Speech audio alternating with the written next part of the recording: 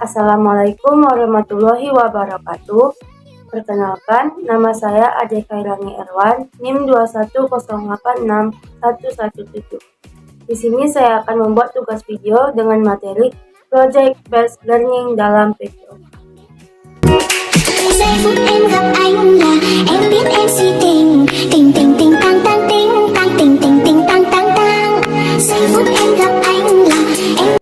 Project Based Learning. Project Based Learning adalah metode pembelajaran yang menggunakan masalah sebagai tahap awal peserta didik untuk mengumpulkan pengetahuan baru berdasarkan pengalamannya di kegiatan nyata sehari-hari. Hal ini dilakukan untuk menumbuhkan kerjasama peserta didik dan membantu proses perkembangan peserta didik. Project Based Learning lebih menekankan pembelajaran yang berpusat kepada peserta didik.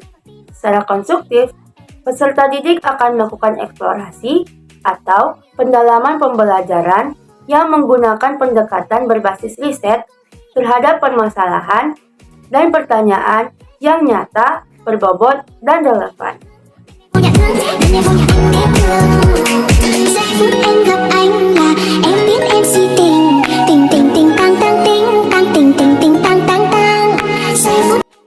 Sintak Project Based Learning. Sintak Project Based Learning adalah pedoman atau langkah-langkah yang digunakan dalam menetapkan urutan proses pembelajaran.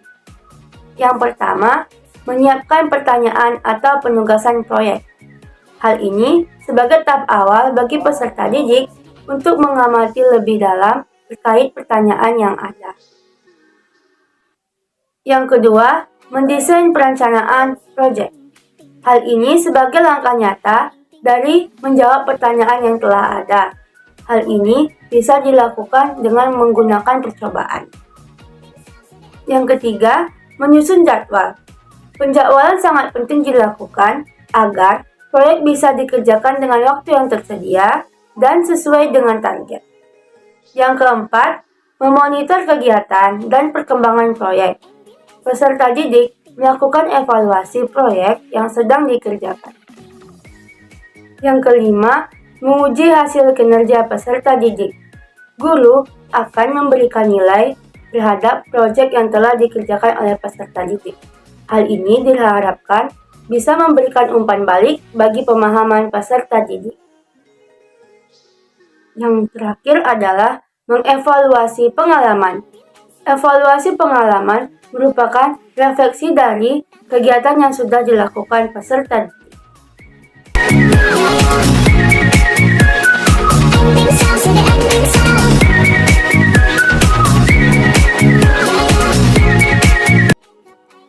Kelebihan Project Based Learning. Yang pertama, meningkatkan ketekunan peserta didik dalam belajar.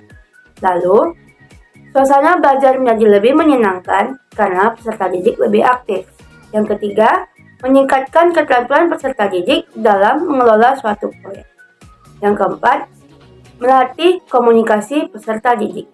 Yang kelima, meningkatkan kolaboratif di dalam kelas.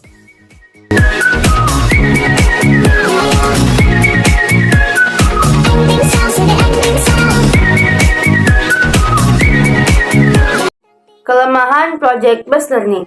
Yang pertama, memerlukan alat yang lebih kompleks. Yang kedua, membutuhkan waktu yang lama sehingga guru dituntut agar bisa menjalankan kelas tetap kondusif. Yang ketiga, menimbulkan ketidakpahaman dari topik yang diberikan guru kepada peserta didik. Dan yang terakhir adalah, proyek bisa terhambat jika peserta didiknya kesulitan dalam mengumpulkan data.